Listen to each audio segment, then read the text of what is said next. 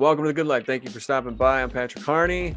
Yeah, make sure to like, subscribe, comment, share, hit the notification button so you can be alerted when a new episode comes out.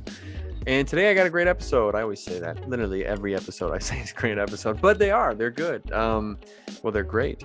I have two friends of mine, Travis and Kyle, who are here. We just talk movies and, we just kind of nerd out a little bit, but I enjoy doing that. So, and I hope you enjoy the conversation. I think it's a pretty funny conversation too, but also I think well-informed in terms of the reviews of the films we're talking about and Star Wars. We talk about Star Wars, Batman, Marvel, all that. So yeah, enjoy. All right, Travis, Kyle, thank you very much for being here. We are live. Patrick, Absolutely, thank you for having me. So for all of you who are listening, today is St. Patrick's Day. Granted, you won't hear this for another week and a half, but we're here on St. Patty's Day. And yeah, you boys, do you guys do anything for St. Patty's Day usually? Not since I've hit my 30s, I guess. I got it all out of me in college. Well, I guess I'm in trouble because I'm only 26 and I don't really do anything anymore either. No. I mean, at least you're looking pretty festive with the, your green jersey there. I mean, when you look at us here, we're just not really with the program. At least you painted your walls green, Travis, for the occasion. If nothing else, I did that for this setup today. So okay. No pinching here. It's going to be happening in this room. room. Maybe there's some pinching going on, but not because of the green. No. Yeah, there you go. So yeah, for all of you listening, I'm wearing it's an Irish drinking team jersey. It's kind of obnoxious, and I bought it on Amazon for $15 a couple years ago. And I wear it literally once a year, every year since. I love it. But yeah, that's where we are, and you guys are just in all black, looking like you're going to a funeral. So it's all right. We're going for that murdered outlook. I didn't know it was St. Patrick's Day until we got on. You're like, oh, happy St. Patrick's Day. I'm like, oh, happy St. Patrick's Day. That just shows how much I am tuned into the world. It's all good. It's all good. So I wanted to have you guys on because I've known both of you for years, really. Kyle in particular.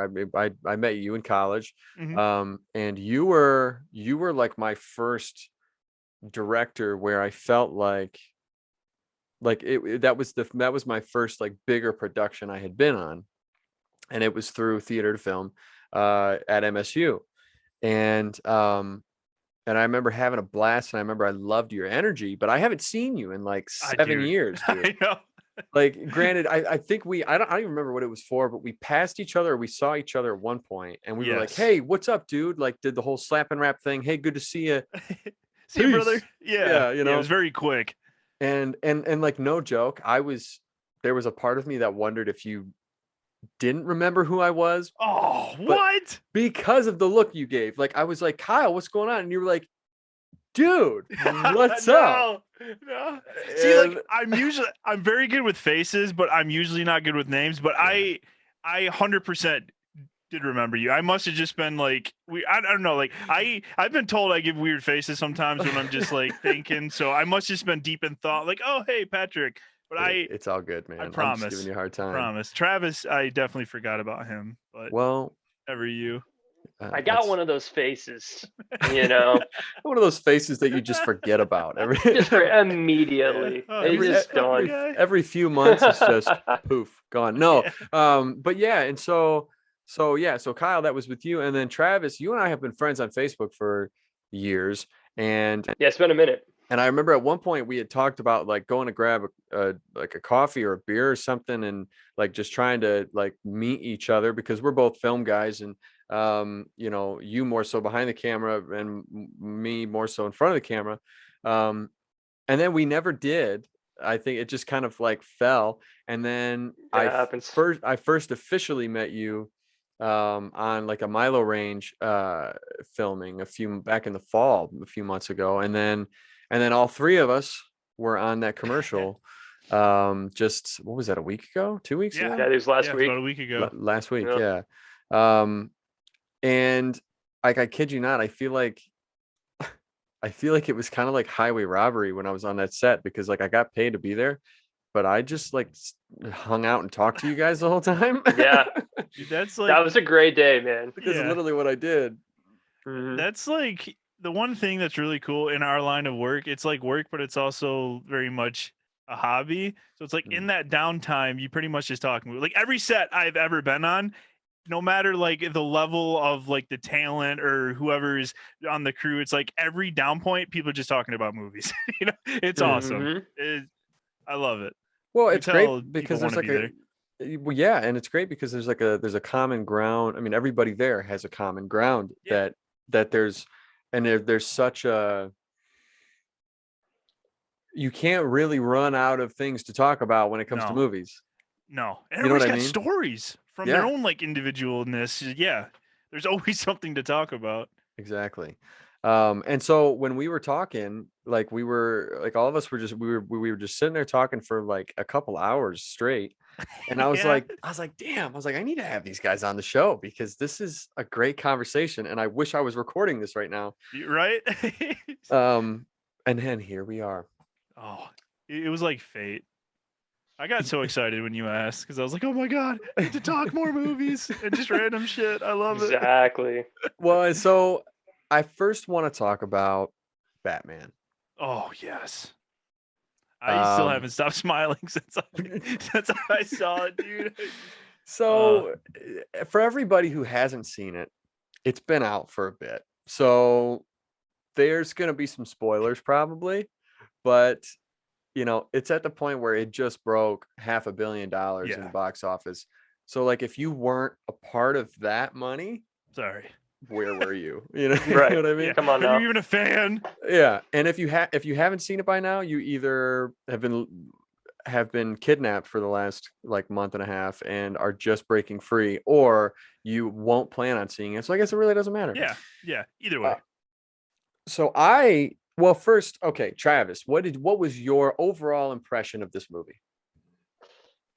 I loved it. Yeah, I mean, just about every little single detail of it. It was there's something to appreciate on every level. It was just a movie that had an extreme level of coherence and just vibe. You know, there was nothing that to me ever felt like it was out of place or didn't really fit in with the rest of the context of the film. It was very much its own movie. Was very faithful to aspects, you know, of the comic book series as well. So for me, like I thought it was a total win. Of course, the inevitable comparison is to the Nolan films, and those still definitely hold a special place in my heart. And I can't say as if like I was, if I'm being honest, I was kind of hoping that it would really like just totally beat those movies for me because the vibe, the darker, you know, just the generally darker tone of the film and the fact that it was a detective movie was something that is so appealing to me and that hadn't really been explored. But to say that it really like beat it, I don't think it did that. I think both movies stand on their own and they're both like phenomenal films. Well, you know, obviously Nolan's set of films, and obviously with the box office revenue, there's going to be a heck of a lot more of the Batman series, and I'm looking forward to them. I think, you know, with because yes, there is always going to be that comparison to the Nolan films because those are like, in my opinion, in terms of Batman, that is the standard, right? You know, granted, Michael Keaton was a great Batman, obviously, and there's a lot of people that, you know, they are Michael Keaton fans, you know, of his Batman over everybody, but the film as a whole, I don't think you can really compare it to the Christopher Nolan films because they are so different. Like with this almost seemed like, okay, so Joaquin Phoenix's Joker, to me, that was not a like quote unquote superhero or supervillain movie. It was a character study with the main character happening to be the Joker. You know what I mean? Like that's how I felt. And that's how I kind of felt with this movie. It was this crime detective, like noir film, and Batman happened to be in it, you know, a little long, I think, but, Like A little long. This guy, Kyle. Come on now. Patrick, I gotta say, like when I first was talking to Travis after I saw it, I was like, "Oh my god, I loved it. I wished it was long." And he's like, "Me too." And then like 5 minutes later, you come over, "Hey, did you guys see Batman?" You're like, "Yeah, it was a little long." No, Dude, just the timing. dude. Okay, I'm all for, like, to me, like, Avengers Endgame. That's Yeah. like, you need like a week to watch that movie, right? Mhm. In terms of the 100%. length, it's so long. But for me, I am perfectly fine with every single thing that happened in that movie. Yeah, Like to me, there was not a single bit that needed to be cut or could have absolutely. been cut. With this movie, I think they could have shaved like maybe 20 minutes. What was I don't remember exactly, but I recall there was one scene specifically. What scene was that one again? Because I remember because you were like, I thought it was too long, and then you were like, this scene, but I don't remember what that Oh, scene was. yeah. So it wasn't this didn't really pertain to the time of it. Mhm. But the scene at the end with Batman and Catwoman, their little like love whatever they had at the end of that Yeah, movie, to me was the most random. Like they didn't flesh out that storyline well at all. yeah. I'm not saying they needed to be like, they needed to button it up and finish it, because obviously there's going to be more movies. Mhm. But it seemed as though, like, if you're going to introduce it, then introduce it. Don't throw me into what seems like the middle of it. Yeah. You know what I mean? Mhm. Yeah.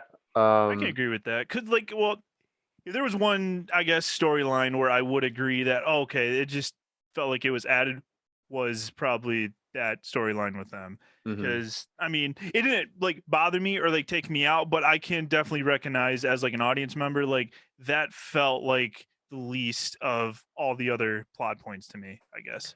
Yeah, it kind of seemed like an afterthought, and like I almost feel like they looked at it and they were like, "Ooh, there was some sexual tension or like some like love tension with Oh them yeah. earlier on in the film. Like, should we address that? Yeah, we should probably address that at the end. Okay, well, let's just shoot something real quick and we'll have them both drive off in the sunset on their Mhm. own separate way. Like that's kind of how it felt. Yeah. So okay, Kyle, Yes. what were your strong points or Mhm. your pros and cons of the film? Okay, so definitely I want to go off Travis's point too with like and yours because you mentioned because like everybody's just gonna everyone I've talked to I've seen it like oh well is it better than the Dark Knight trilogy, you know, it's like that's where everybody goes. And what I would say is I'm not going to be like oh see this don't see those or see those don't see this because to me they're just so different. It's the only thing they have in common are the character names and like Hmm. Batman. It's like Nolan to me, his films were more of like the epic scale of like Batman, and we just saw a lot more of his like personal life. This movie just felt more like a young, just getting started, more of his like detective work and building his relationships. Where it's like on the Nolan films, like he already, it seems like a lot of the relationships were already established. But if I'm like going from of a audience member, like I'm sitting there and I'm like smiling and like feeling chills and like emotions, I definitely want to say I felt a lot more like emotions in the new Batman film than I did in the Nolan movies. Not Hmm. saying that I don't like them. Like I love them. I think those movies are incredible, but it's just on like the amount of times I was sitting in the Batman and just caught myself smiling or just like getting chills. It was a lot more, I would say, the Nolan film. So that's kind of what I take from a film when I see it is like how many times I like genuinely feel something as an audience member. And this film just I just felt like the whole experience of it was just wow. Like I felt like a kid again, you know, going to see like Hmm. Star Wars or like Indiana Jones. It just felt something like that. And it was that's just not something I feel a lot when I go to movies these days. Like I went and saw Uncharted the other day. I thought it would, you know, it was a good movie, but I didn't, you know, you just don't like feel that much. But when I Yeah. saw this movie, I just there was so much I just like connected with and just felt, and it was awesome. And it just feels rare these days. Yeah. So yeah, I'm trying to think of cons. I'm gonna have to come back to that, man. I just That's it's one of fine. the like I could just go on forever of everything I liked about it, like what scenes I loved, and I do want to go see it again in IMAX. I just went and saw it in like a regular theater, and I heard the sound in like the IMAX or bigger screen was just incredible. Dude, Yeah, the I IMAX couldn't. experience is so much different than the regular. Like the IMAX, just the sonically what they're doing, Oh you're yeah. able to pick out so many more details. The visuals, I don't really know if it benefited honestly from it, like, but the sound itself Yeah. was so impressive. I couldn't even imagine hearing that Batmobile Dude. revving the engine in the IMAX, dude. Oh, I would. That So Batmobile was so dope, dude. Just having Yeah, it be like Got just Mad Max this, vibes. like just this beefed out Beast. muscle car with a freaking rocket on the back of it. Yep. Oh, I Okay. loved it so much. So I'm not going to put this as a con, but the one moment I recall in the movie thinking, how'd that get there? That was the one time in the movie where it kind of pulled me out for a second. I'm like, how the hell did I'm like, but then it's like, who cares? This is so cool. But that was like the Exactly. one moment. I'm like, I that's got a buddy of kinda, mine who he's my co-host. Well, no, I'm his co-host for Attack on Show. It's the YouTube channel that we do, and Rob E. Hey, buddy. He didn't really care for the movie that much, what? and one of his issues with it was one that he's like, what? So he just has his Batmobile parked next to the villain's lair the whole time, whatever. I mean, that's fair. And then That is- also he goes, and also there just happens to be a ramp on that highway or whatever that gets made Batman! perfectly for him. But I'm like, dude, it's a freaking superhero movie. Like, Yeah, of like, you course, gotta have fun. unrealistic stuff is gonna happen. it gets a little Fast and Furious there for a minute, but it is so freaking cool that it gets a pass, Yeah, man. I mean, exactly. it gets a pass. Yes, It it's doesn't matter. beautiful. And that shot, I mean, it was in the trailer too, but that shot, the upside down, Dude. Yeah. I got when he's such walking up, like Western vibes in that moment. that whole movie, dude. Just, Every like, time in he's the walking cape. around, You it's almost hear the Spurs, right? Like, Exactly. was that sorry to I'm just No, you're fine. felt like- it's almost like a yeah. I don't know if they added that or it was just like my subconscious filling that in, but it definitely felt like when he was stepping, there was like Spurs there. yeah, but it was like cement in the heel of his Yeah. shoe that he was gonna curb stomp somebody with. I don't know, but I do hope that they turn him into like a flashy like Playboy type Bruce Wayne, though. I did not like his take on Bruce Wayne to start.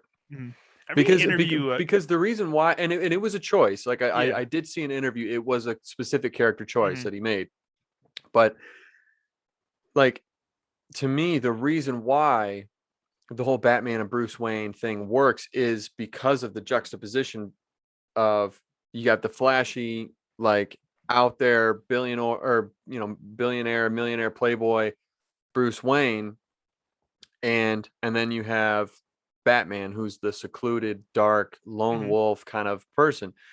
And so, like, the reason why both of those work, and the reason why that, to me, there is no suspicion that Bruce Wayne could be this Batman, because if you look at everything else, like with everything that Batman has, who's the one person that could have the resources to be able to have all of that equipment, all of Yeah. those gadgets, all those vehicles? It would be Bruce Wayne. Mhm. But Bruce Wayne likes to be out in the public eye. He likes to be the center of attention. Well, that's not how Batman is, right? Batman likes to hide in the shadows. So why Yeah. would Bruce Wayne? So it can't be Bruce Wayne. You know what I mean? I see what you're saying. Yeah. That's a good So point. I that's my think, point with that. From what I would say to that, it definitely, because I did love the whole point where it's like, I want everyone, or like, I want the criminals to fear me. And then he has that realization, like towards the end of the movie, it's like, the people I'm trying to protect are also scared of me. So he goes, I need to be a symbol of hope for them and not fear. So my thoughts were, he is probably going to be, I don't see him being like just where the story's going. I don't think that they're going to have him super flashy, but I definitely think with that realization he had, he'll definitely be out more and like in the world, I guess, rather than I guess just I think he'll be less of a recluse than what he was in the first film. That's my guess, but Yeah. I don't know. It just seemed like it would be a complete 180 if he just started going out and just talking to people. I don't know. Yeah. Well, I mean, yeah, it would definitely have to be a gradual thing, for I sure. think. And Which it would, they could definitely do. like, I could almost see, like Alfred trying to, tell him, no, you should go to this party. This is like kind of coaching him, helping him through it. And he's like, all right. He's like, put on a smile. And then he goes out there and, hey, all right. That could And be fun for sure. comes back and is like, just shoot me in the face, Yeah. But I so like that. they are going to be making what is it, on HBO Max? They're going to be making a spin-off series of the Penguin. Colin Farrell's really? the Penguin. Yeah. Oh shit! I know they were doing a spinoff. I didn't know they were having his Penguin. That's cool. Yeah, it's gonna be based around his character. Do you know if it's like the timeline? Is it after the film, before the film? Like, I don't know the timeline. I kind of hope that it's origin. I kind of hope what they do is,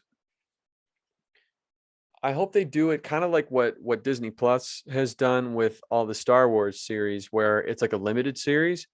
Yeah. And they place it in between now, or like this movie and then whatever the next Batman movie is, because you saw at the end of this movie, it seems as though now he'll be coming to power. Yes. Yeah. So it'll be interesting to see if maybe that rise of power and what he does with it at the beginning and how he changes things as it leads into the next movie of whatever they do. That I think that would be really cool. Yeah.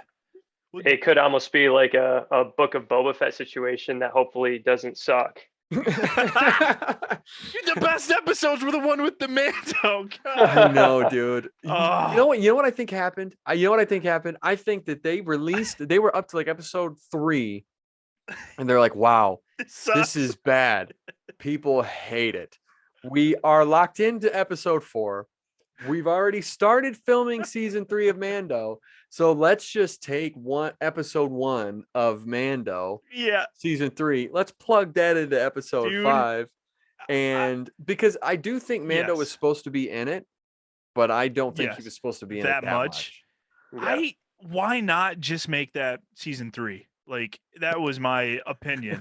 Like, I feel like they were just trying to sell the name Boba Fett, but as sad as it was, in my opinion, the best episodes were like the last ones with Mando, Grogu, Luke, and just heavy, because I was way more excited to see them on screen. And that's sad because I feel like a lot of people grew up, oh, Boba Fett's a badass, and then you're like, yeah, it just could have been season 3. Like, I'm sorry, but it just didn't feel like its own thing, I guess.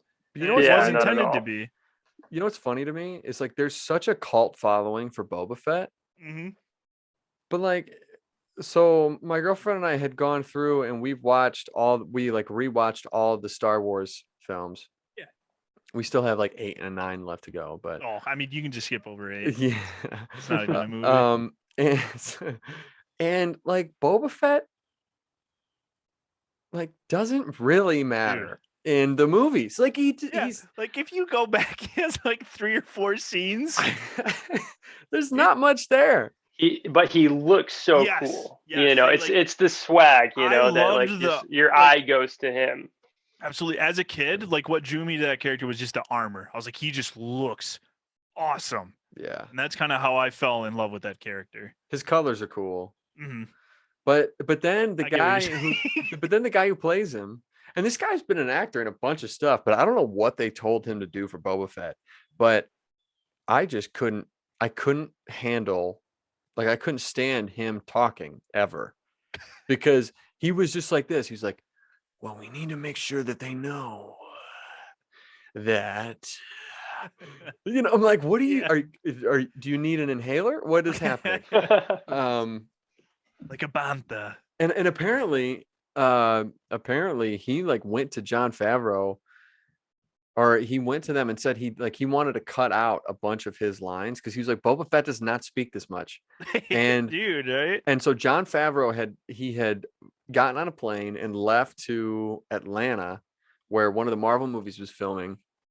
And the guy who played Boba Fett then went to the director and was like, okay, let's just cut these lines, these lines, these lines, these lines. The director called Jon Favreau. And then the director comes back to this guy and goes, yeah, John says say the lines. Okay. Like, well, all right.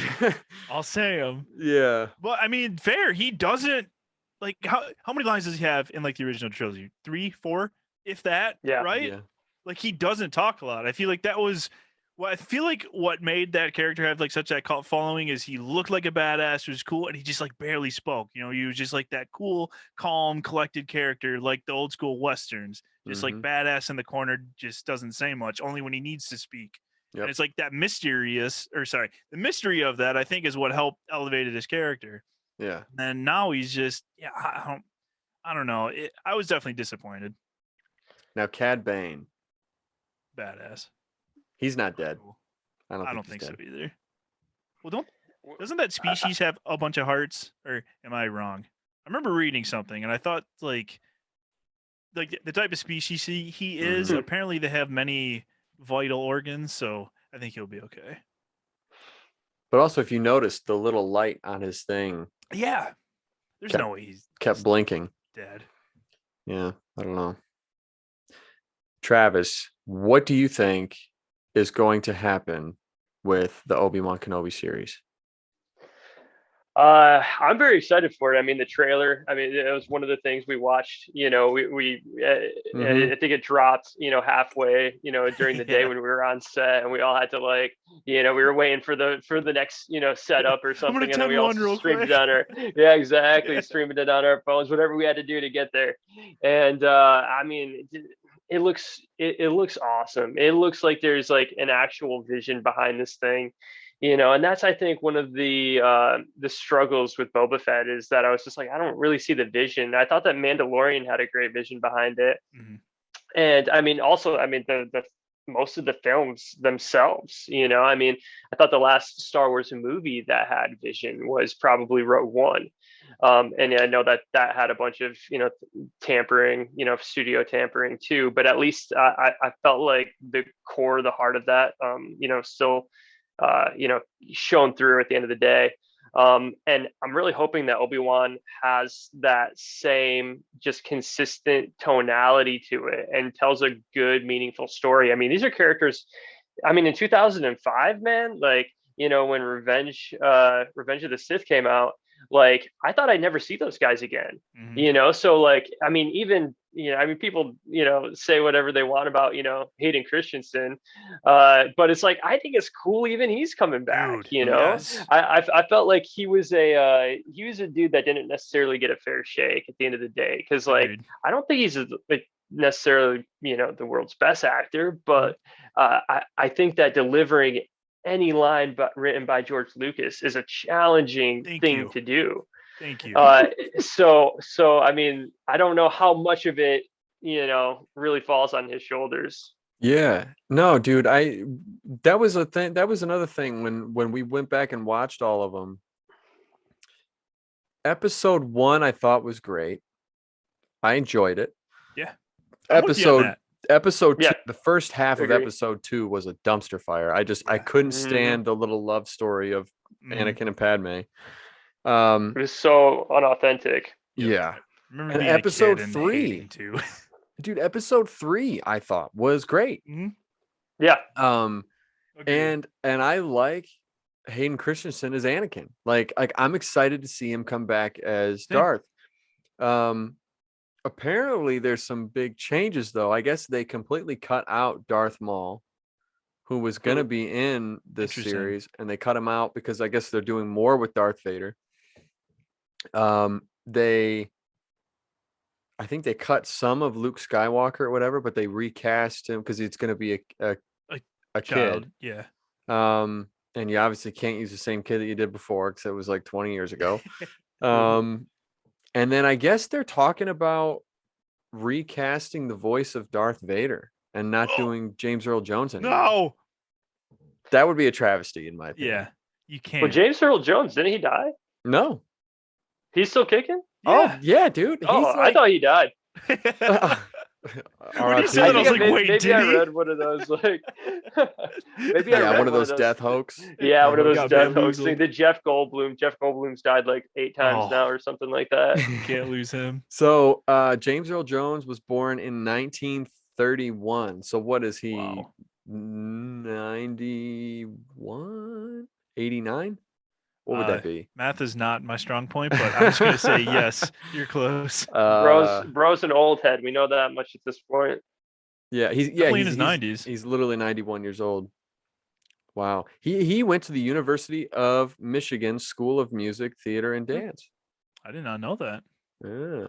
I just know him for legend voice. Yeah, dude. Like he's gotta like keep him going, you Yeah. know? Well, he doesn't seem like the type of actor where he's just, oh, I'm not going to do that. Because there's been works in the in somewhat recent years where he's come back to do the voice of Vader. So unless it's like actual like a physical health thing where he just can't do it, I don't see him being like, nah, I'm good. He definitely seems like he loves that character and how Yeah. iconic it is.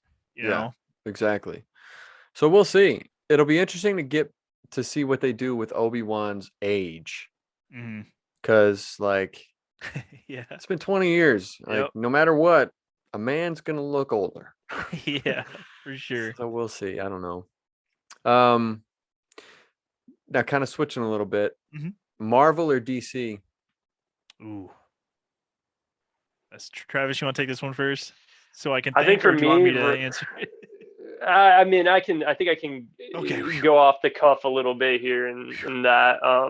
I love Marvel for what they've done and what they're doing, creating these, grand stories over, this is just basically insane arcs. That's never really been done before. That being said, I don't really get excited for a Marvel movie anymore. Like they're kind of white noise. I mean, I go see them. I enjoy Hot them. take, dude. Hot take there. White noise? To me, they're white noise, bro. Yeah, Even he the falls asleep to series and those everything. movies. Robert Downey Jr. Who? Like Exactly. But listen. They don't ever give the director, I think, to make any actual like artistic ballsy bold choice. It is something that has already been road mapped out, so you're filling in where a director, I mean it's basically the executive producers on the film, and Kevin Feige, they all have final say on these things, and Kevin Feige's already roadmapped these things out 5 years in advance, which is what gives them their cohesiveness. So that aspect is incredible. Like that's that, like I said, that's unprecedented. But the artistic integrity of having an individual voice like James Wan direct Aquaman, I'm not saying Aquaman's the best movie, but there's a vision there. Look at those action sequences in that film. That's you couldn't get away with an action sequence like that in a Marvel movie. And just like the Batman or Joker, like, are you kidding me? Like the cinematography in Joker, do you think that would ever be in a Marvel movie? The cinematography in Batman, the sound in Batman, like just a lot of these different artistic choices that are coming from these like just individual expressions in filmmaking aren't present in the Marvel movies. So I like them for what they are. I like what they're doing. But for me, I'd rather have that hot take on Batman, even if it sucks, than something safe. If that makes sense. Yes, it does make sense. And that is a really, really good point.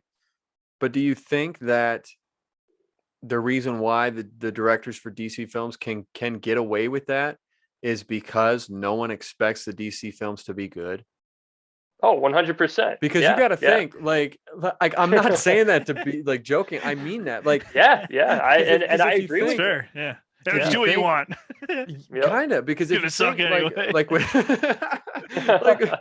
but like with the Marvel movies, they've been so good for so long. Yeah. If you take a big risk, are they really gonna like? Are you gonna be the one responsible for blowing a hole in the Marvel ship? Yeah. You know what I mean? Well, I mean, that's the whole, I mean, obviously that is the whole fundamental issue behind it is that they can't let too much freedom happen. There has to be that overarching vision there. And I think that's a preference thing. I'm not even necessarily saying that it's a bad thing. I'm just saying that I would rather I prefer something that is just weird and out there, Yeah. or that has its own identity, even if it's a swing and a miss. Like, I mean, Zack Snyder's, the Justice League stuff, total swing and a miss. But you know what? I have to give it credit for trying to do something different. Mm-hmm. So that's kind of where I'm at now at this point, is that it's like, I don't know, why not take a risk? I mean, other than losing a significant amount of money, that is. Yeah. Yeah. I think the biggest, I think the best example though of, or an example to counter your point in terms of the Marvel, is Guardians of the Galaxy and James Gunn. Yeah. I forget that's Marvel, honestly. But right, because it's so different. Like he does his own thing, and and if you watch those movies compared to Taika Waititi with Thor Ragnarok, exactly, both those do have a little bit more of an identity than I think the rest of them do. Which is why I think they did so well. In terms of like when people say some of their favorite Marvel movies, it's Thor Ragnarok or the Guardians of the Galaxy series. And so I think where it comes to where the director doesn't necessarily matter are the Avengers movies. Yeah. You know what I mean? Because you have to have all of these characters there. Like Kevin Feige's not going to risk some director taking his own chance. You know what I mean? Yeah. Yeah. Kyle, what do you think? Marvel or DC? I'm definitely gonna have to say DC, even though, but I'm bad when it comes to superhero movies. So just being straight up, I think I've only seen I never remember to count Guardians. I have seen those 2 movies, but not counting those, I've probably only seen 3 or 4 of the Marvel movies. Oh wow. Because to me, it's like I've waited so long, and it would be like just watching Return of the King and Lord of the Rings. It's like, you need to experience all of it. So for years, I've been planning on just starting from Captain America and going all the way to Endgame and just experiencing all of it. Like, I have to do it that way. I can't just pick apart. But with that being said, I just I want to go with Travis's point about how DC, like, the cinematography with a lot of their films, I feel like if you played me a clip, I could tell what movie it was. If you played me a random clip from like a Marvel movie, I could not tell you unless like a key person was in it. But that being said, there is a lot of crossover. So they all look the same to me. That's not like a chop, because I think it's honestly a good thing for Marvel, because it's like this is supposed to be one complete piece, so they all should look the same, in my opinion. But that's just kind of the one thing with like the cinematography. I get a lot more enjoyment out of it as an audience member watching DC films. Yeah. And I'm biased a little bit because I like those darker atmospheres that the DC films tend to lean towards. Like, big fan of Fincher. Like, I love his style, and I love Seven. So that's why probably another reason I'm biased towards the Batman is like that whole detective, dark, I guess at the end of the day, I'm gonna have to say DC for sure. Okay. Yeah, no, I get that for sure. I think what I love about the Marvel series, all of those films, is that like I was a kid when Iron Man came out. Yeah. And so I literally grew up with these movies, and these characters. And so to see it, come to Avengers Endgame, like that was such a, like, no joke. Like I have no hesitation saying this. I shed a tear or two in Endgame. Yep.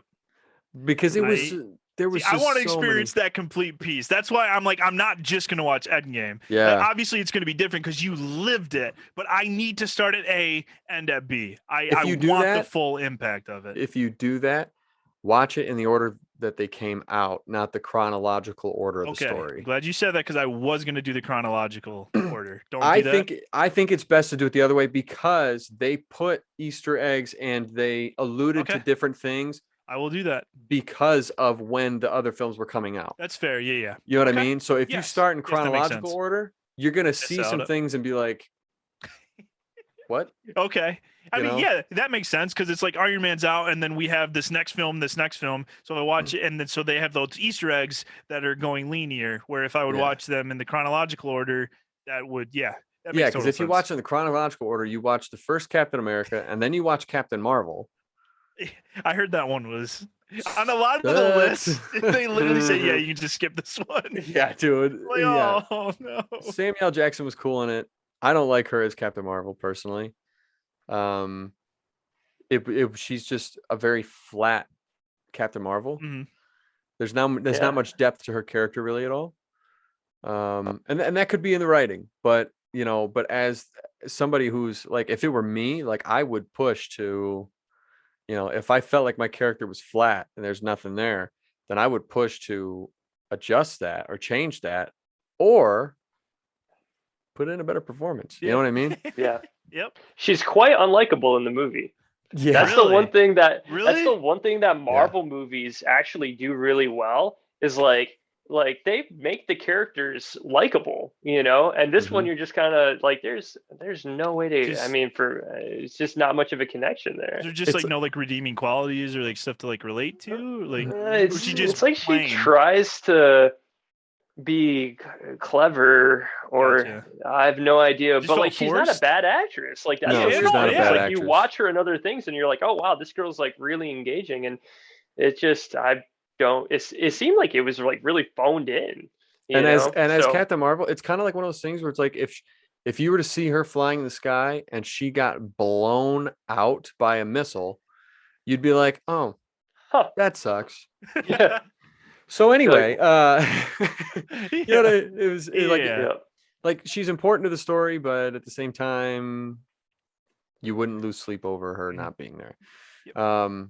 Anyway, but yeah, and just like, but the story, for me in particular, the stories of Iron Man and Captain America in particular, those storylines from beginning to the end, like, dude, I like suck. I need to watch yeah. it. it just, and even so much so that, like my dad's always liked superheroes, and he's always liked Captain America because for him he likes the symbol of patriotism, and America. and I do too, but he was never a huge movie guy. Like he Mhm. was, but it was like superhero movies were like, okay, yeah, cool.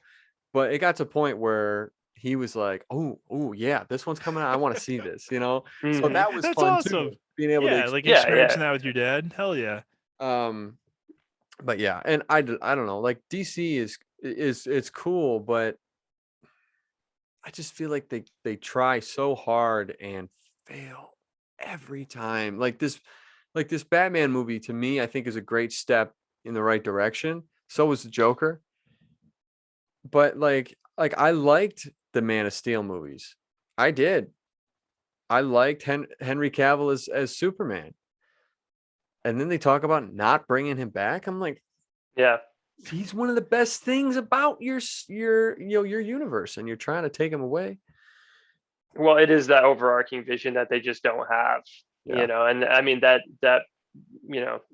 is a fundamental issue of why their movies don't have any sense of cohesiveness Yeah. or have logical decisions behind them. That's true. And we see the same thing happening, with Star Wars right now too. Like with all of these the films that they're coming out is just seems incredibly illogical because there isn't that vision, Mhm. Yeah. and there needs to be something put in place there. I mean, J.J. Abrams, wrote The Force Awakens and had no idea where he was going to take it, and for that to happen I think that's with awful. like this bajillion dollar Star Wars! franchise is like, I have no idea who's cashing the checks there. It just doesn't make Yeah. any sense. I think and that's why I think Dave Filoni and Jon Favreau, I think they're trying to be the next Kevin Feige for Star Wars. Yeah, which they need to. Yeah. Yeah, I think they're really trying to be like, hey, just give me the keys and get the hell off of my ship. You know? I trust them. Yeah, I do too. And they would it seem like genuine fans. Yeah. I do think that Spider-Man No Way Home. I thought, see it. Oh, I know, I suck. You can Never talk mind about that. it though, because it's been spoiled for me. So Yeah. There's feel free not to much. talk about it. Yeah. I seen it with all the spoilers and everything. I didn't get there in like week 1, and if you didn't get there in week 1, it was the internet was running rampant. That movie, dude. I haven't been that excited in a movie in so long, but I was freaking out, and it was funny because Taylor and I took my niece who's 13 and my nephew who's 16. We took them to opening night, Thursday night, not Friday, Thursday night. And my niece, she's like all giddy and kind of excited, because she's got a thing for Tom Holland. Yeah. And you guys dress up? I wore a Spider-Man shirt. Okay. T-shirt. Okay. Nice. Good. Yeah, I don't remember if they did, but and my nephew, he's in high school, so he's like that Mr. Cool, just like, oh yeah, man, you're like, it'll be a cool Spider-Man, it'll be sweet. And I kid you not, when Andrew Garfield and Tobey Maguire came out, yes, like I looked over at him and he had this big smile on his face and he was like trying to maintain it. And I grabbed him and I said, no joke, I think I just pissed myself. It's okay to feel. And he was like, okay, thanks, me too. That's awesome. That's awesome. That's why we go to the movies, man, to feel that. Yeah, exactly. I love it. Now, to shift off of all that type of movie stuff, can we talk about Nicolas Cage? Oh, hell yeah. I just saw the all trailer. Day, every day. Yeah. You guys see the trailer to his new film coming out? The Unbearable Weight of Massive Talent? This looks awesome! It just got 100% on Rotten Tomatoes. What? Yeah. That's the highest of his career. Just like the critic viewings. Yeah, the critic viewings. Okay. Yeah. It's the highest of his career. That is incredible. He's gotten the highest rating for a film where he's playing himself. Dude, if that's not more Nicolas Cage, then I don't know. Embracing it, and God bless him for that. If you can make fun of yourself, like fucking like bravo. I feel that's why like Steven Seagal kind of just took that nosedive, because he just took himself way too seriously. Nicolas Cage is just embracing this. Like I applaud him, dude, and I think he's a good actor. He is a good actor. I mean, he's done some funny movies. He makes bold choices. Yeah. And sometimes they miss, but when he hits, he goes for it. But when he hits, he's freaking on, dude.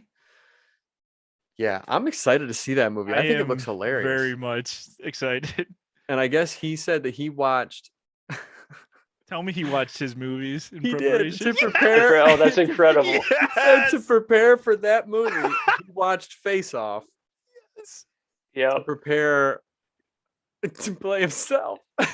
And hopefully Wicker. I mean, to me, Wicker Man is one of his best films, hands down. That movie is a must watch. Like every October for me. Like it's incredible. I mean, whether or not they knew they were making an incredible film while they were making it is totally up for debate.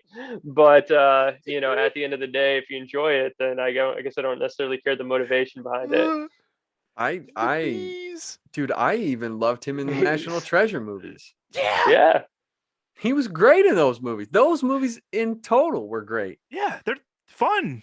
I guess they're going to be making a series. Oh, really? Oh, really? And so there's talks that he may be in it or whatever.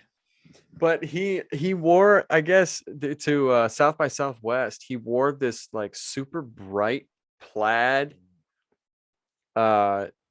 jacket. Hold on, let's see. Nic Cage plaid jacket. This is, oh, you've got to be kidding me. He's teasing us right now, Travis. Come on now. Come on, Patrick. Suit. Come through. Oh my gosh. Well, while you're looking for that, I was like, oh, sorry, what were you saying? Have you ever seen, Patrick, have you ever seen Wicker Man before? No.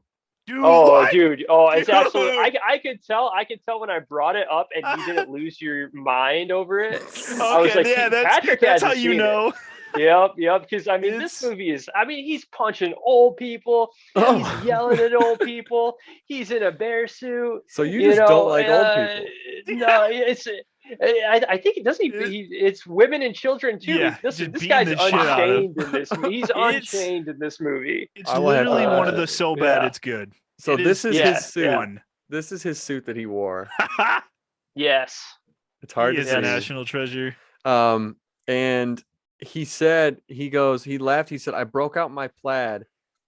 Actually, I didn't know what I was going to wear. I'm in New Orleans filming and working on the Dracula project. And I was like, I have nothing to wear at South by Southwest. And then I walked to Brooks Brothers and they had a plaid suit. And I was like, I knew you guys do seersucker. I didn't know you did plaid.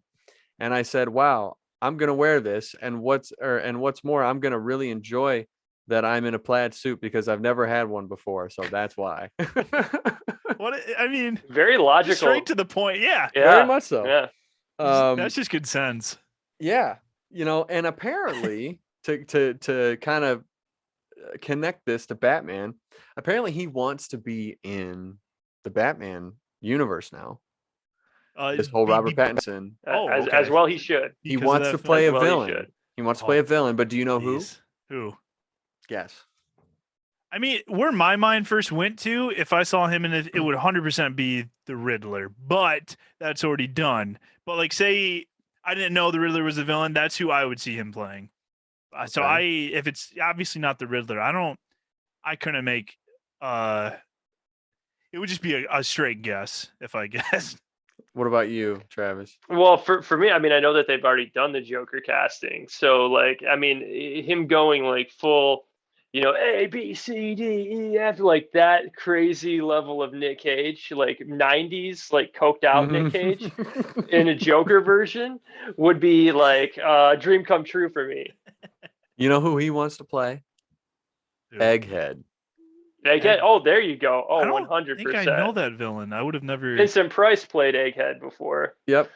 And he said that he has a great take on Egghead that he wants to pitch and he plans on pitching. God bless him. I have no idea what Egghead it's kind of this obscure character who is almost like, you remember like the Coneheads, It's a little bit like the Saturday Night Live Coneheads. It's a little bit like that. Vincent Price played him on the I think it was the old Batman TV show, if I remember the correctly. 60s. Yeah. Yeah. Yep. My Batman lore is literally just from the movies. Same. I know, because I picked Travis's brain quite a bit because he knew a lot more of like the comic background. So I asked him a couple questions before I went and saw the Batman because I was excited. So I'm like, please tell me they do this. And he's like, yeah. I was like, yeah. I still got that year one here for you somewhere. Yeah, I really want to read that because you said that's where Matt Reeves got a lot of his inspiration from. Yeah, year one in the Long Halloween. See, I've always been so intrigued with like comic books, but I've never really known. It's always been so intimidating to me because there's so many. There's such a long history I don't know of where it. to start. Exactly. Is my problem. I have no idea where to start, and I don't know because there's so many different storylines for all the characters. Like, well, what's the best storyline, or and all this stuff. But I do want to read comic books. I just don't. Yeah. No, I completely agree, Patrick.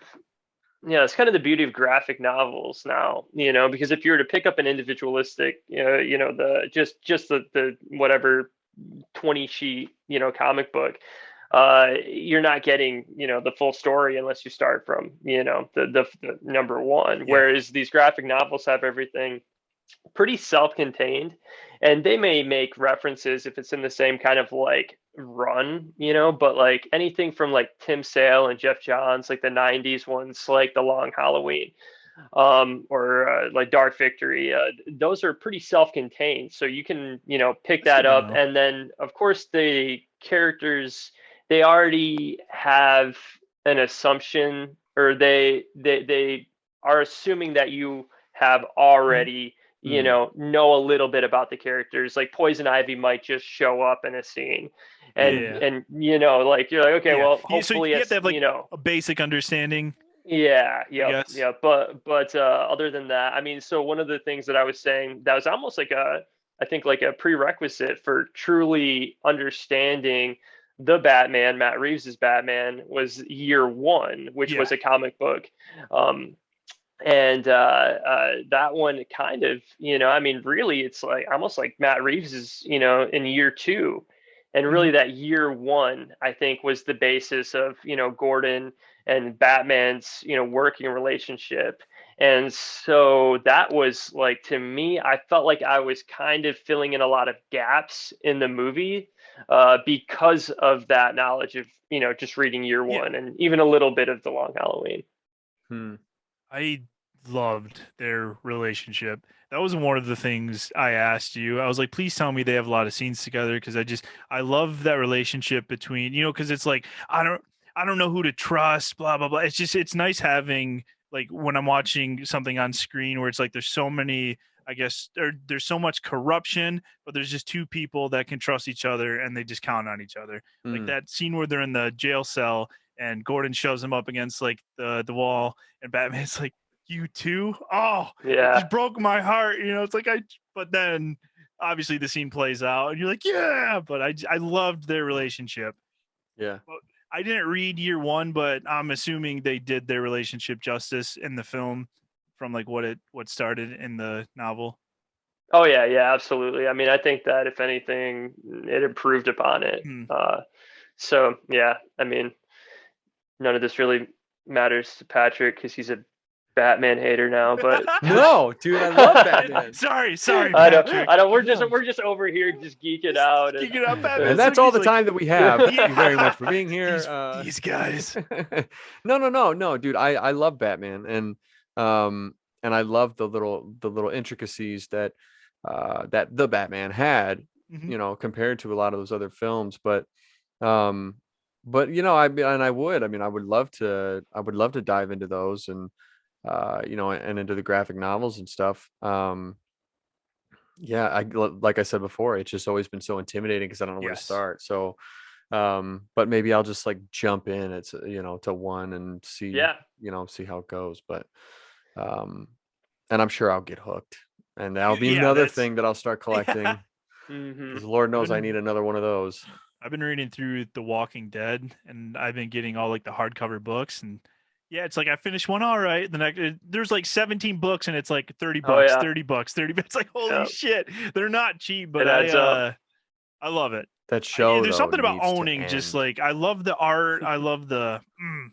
For What the was, love of God, all the spin-off shows from that freaking show that dude, went that show 10 took such freaking a downward spiral. I loved Yeah, it. I don't like it anymore. I loved it at the beginning, yeah. and I think it was like maybe even I think I lasted to like season 6 or 7, Damn, and I was like, all right. less is like so. I don't.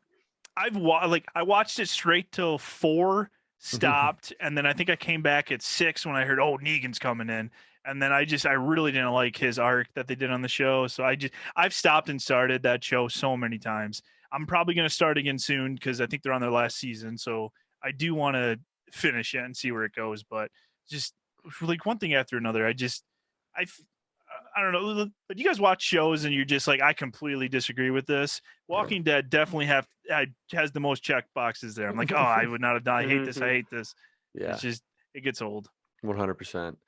I watched the first season that Negan was there, and I think that's where I stopped. And now they're doing a spin-off show with Negan Yeah, Oh and really? that dude, Maggie. Yes, yeah, Maggie. they they announced they're doing the spin-off show, Travis, before they ended the show. So like spoilers, these two are fine. It's like Yeah. Wow. you're it's like when you watch a Wow. trailer and like you see like an ending scene and there's two characters alive. It's like I Yeah. don't feel any Ridiculous. tension if they're in like a oh shit scenario because it's like hmm I know they're going to be fine. So now when I'm watching Which The was one Walking of the Dead, I know they're going to be okay.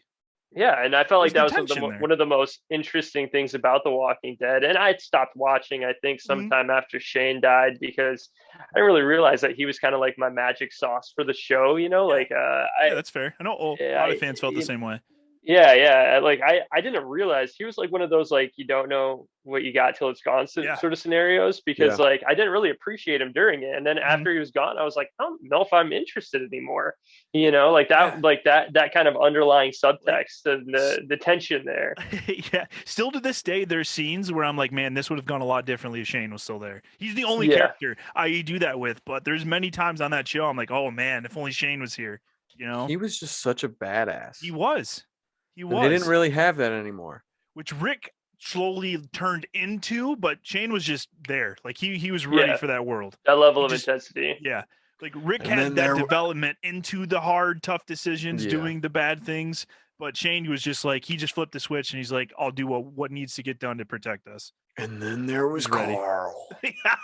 Carl. Carl. Oh boy. Yeah.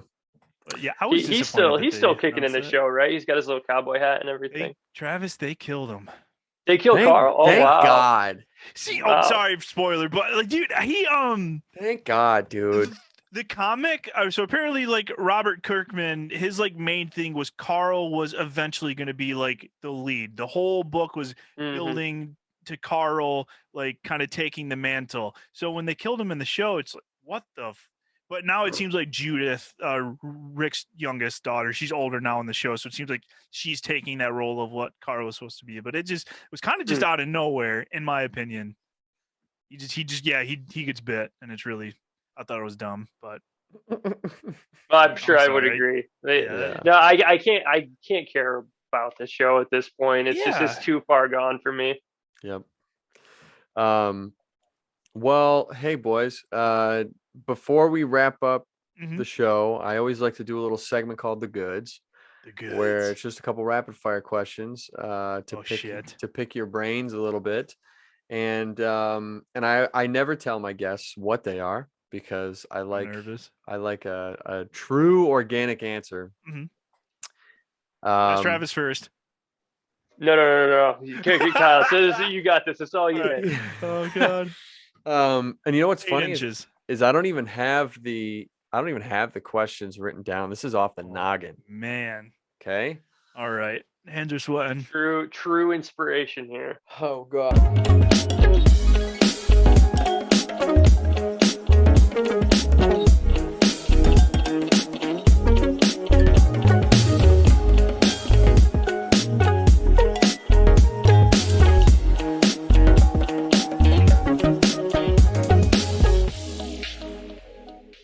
All right. Question 1.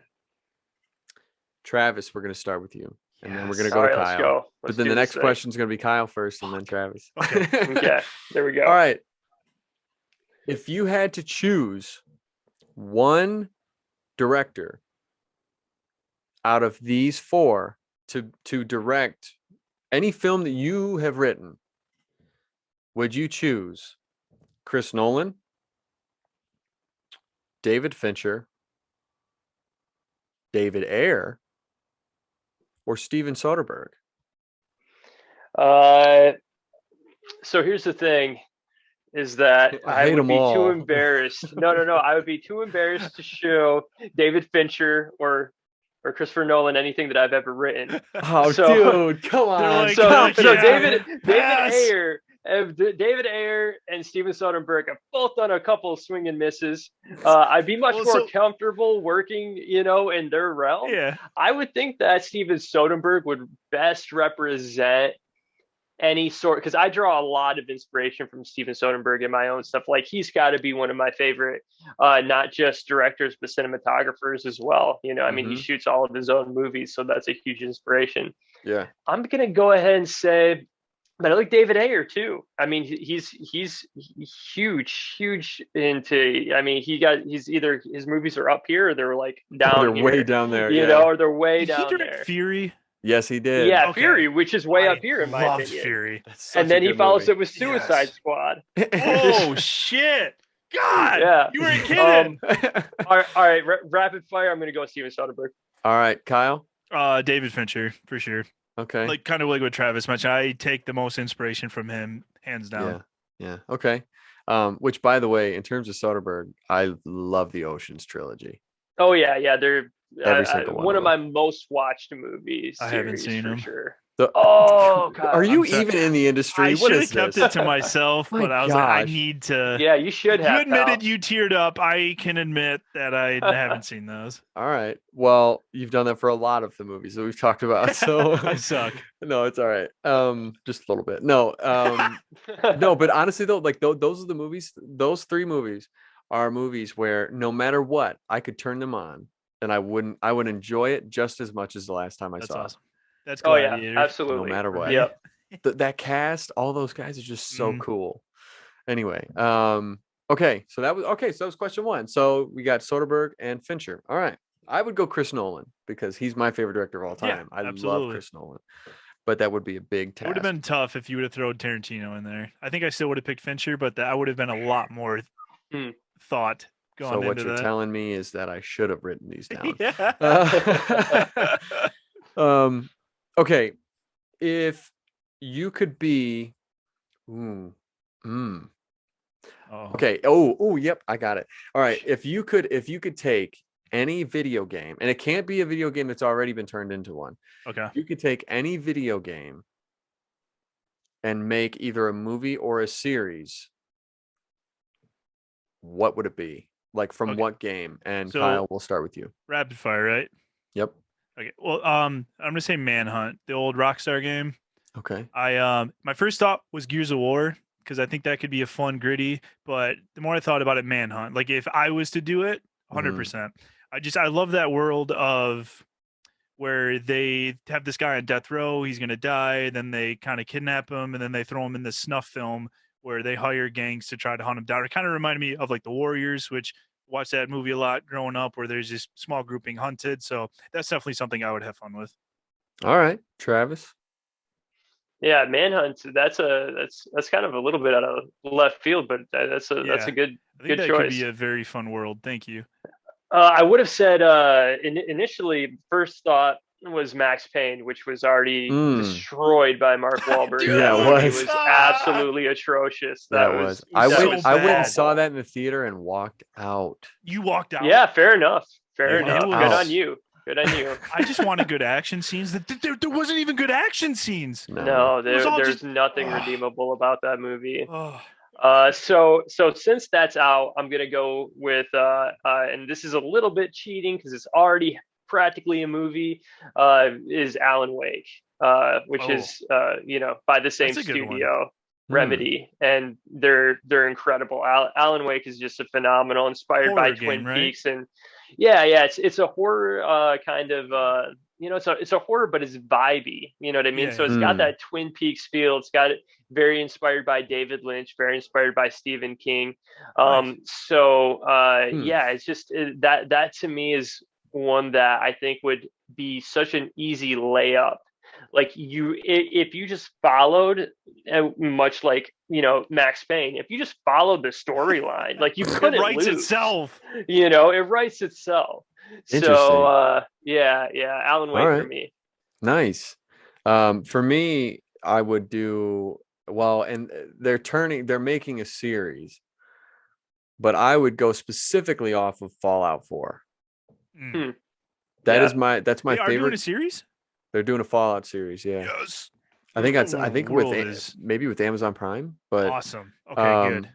But Fallout 4 is my favorite game of all time, and I loved that game because I love the like the post-apocalyptic thing is cool, but I love how it took place like in the 50s. So all of the decor, all of the like I love that style. Yeah. And like even down to like the old school 50 cartoon advertisements and stuff like that. Yeah. Like, oh, man, it's just so cool. And The there's so soundtrack much. and the music is awesome. Yeah. Very good world building. So there's that, or like Apex Legends would be sick. That could be fun. Like that would could be just such be a a fun fun series. action movie because those characters are very unique. Mhm. That would be I could see that being a lot of fun. Yeah. You said the 50s theme, and I'm not going to backtrack on my answer, but just as Uh-oh. a quick BioShock. Oh, yep. Okay. BioShock okay. would be just Yeah. another one of those movies that, I mean, if That'd be cool. it Yep. seems like it'd be so easy to do because Yeah. the story is already there, the twist is already there. All you'd have to do is just kind of tie up some loose narrative threads that you could shove into 2 hours, and you've got a movie. Yeah. Yeah. That'd be good. All right. Question 3. Okay. Okay. Ooh, all right. Yep. Got it. So if you and Travis, I'll start with you. You're directing. Money is no issue. Who would be, and don't necessarily worry about the story, but like who would be your top 3 actors you would want to cast in your film? Well, I can tell you that, I mean, the one thing, I mean, because that is that's a little bit of a loaded, a little bit It of a is, 'cause you loaded gotta question figure out the because of the story. genre. That's pretty good though. I mean, one of the people Okay, that I've just always let me clarify then. Let me Okay. clarify. Who are 3 actors that if you could get them, that you would try to write a story around? You would write a story around or Okay. you would write a story knowing that you will have these 3 actors, money's no issue, in your film. How about that? First, surprising enough, to Scott Adkins, who is this awesome stuntman actor. Scott Adkins. Yeah, I love Scott Adkins, man. Yeah, He's dude. been like, He's dope. he's so good, like, and I mean, I think he's a good actor too, but just his physicality that he'd be able to bring to the role is just insane. Second would be Tom Hardy, of course, because like, come on now, like the dude is just like, if you had to, yeah, right, come on. It was one movie, all right.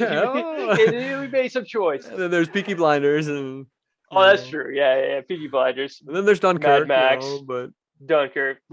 I like that. I like. But he's not really being good able though. He's to really good. hear, yeah, what's being said, because it's in his eyes. It is. Yeah. I need to look up some names. Yeah. So wait, Tom Hardy. You know Tom Hardy, right? Yeah. Sorry, I'm just thinking, but I'm like, I don't know their names. Okay. Oh, he's looking at people for his. Oh yeah, because he's got the jump on me. That's right. All right, so we got Scott Adkins, Tom Hardy, which, by the way, Bobby Lane has worked with Scott Adkins before. Oh, really? That's awesome. Yeah, on some stunt stuff. Do you know which movie? It's coming out. I don't remember. It's not White Elephant. No, I don't know. I'd have to look, but it's not out yet though. They just filmed it this last year, so like the end of last year. But anyway, man, I'm still trying to nail down this number 3. Okay, since Kyle's had a little bit of time to think, now I'll give you some time to think for your third. So Kyle, give me some of yours. So definitely one would be Matthew McConaughey. All right. There's just something. That's my guy, dude. There's just something about him. I just think it would be just a whole nother level of just working with him. Like I just think on like an emotional level and just talent level, it would be special, I think, to work with him. And then I would probably say Emilia Clarke, because I really liked her in Game of Thrones, even though I definitely had a lot of hatred for where the show went with her character arc. I loved her. So I think she'd be another actress that'd be fun to work with. And then probably Denzel, honestly, because grew up just loving him. So I think it'd be cool just to work with him. Yeah. All right. Travis, you got your third? All right, I think I do have my third. It is absolutely illogical with the other 2. Okay. And but Jeff Goldblum would probably be the funnest person to work with. And so I don't know where he fits into this like stuntman action movie picture, but like he'll be there and it will be a lot of fun. I know that much for sure. Okay. Nic Cage. Or Nic Cage. Nick Nic Cage would be Cage. a really solid option between those two guys, Jeff Goldblum and Nic Cage. I think Jeff Goldblum would probably be kinder. Yeah. So I don't know that for a fact, but You know what three guys? You know what three guys need to be in a movie together? Is Jeff Goldblum, Nic Cage, and Keanu Reeves.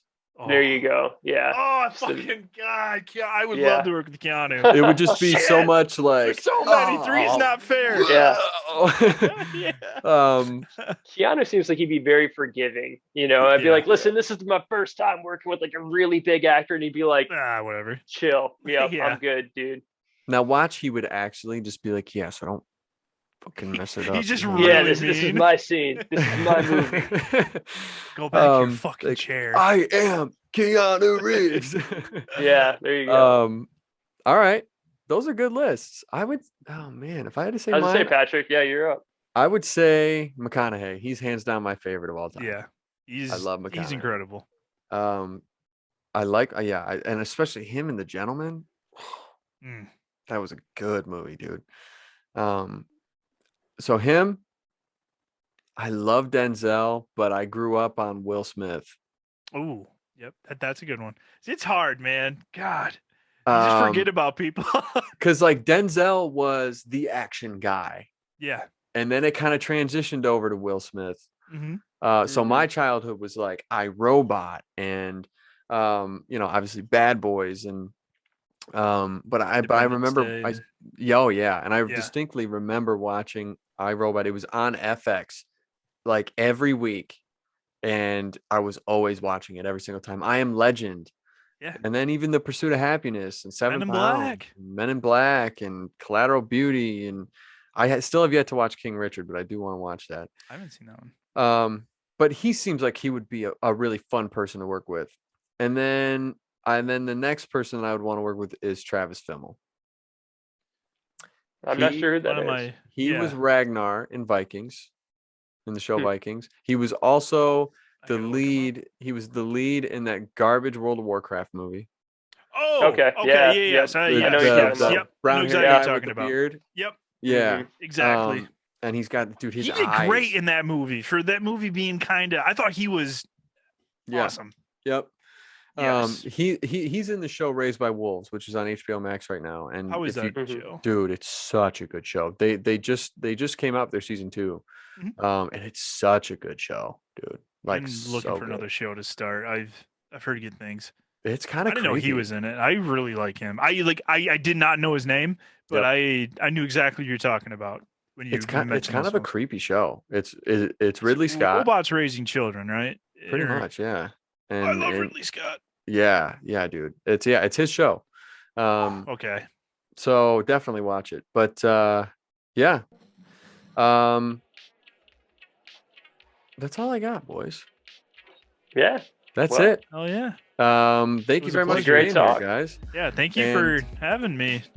For sure. And I hope we can do it again. And I hope we can work together again. Dude, right? I don't have to wait 7 years to see you again. Yeah, I don't want to wait another 7 years.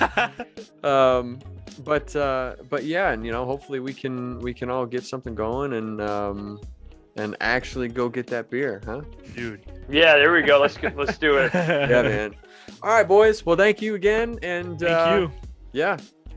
That's all we got. Thank you very much for being here. I always appreciate it. Make sure to share this with your friends and family. If you like the show, let me know.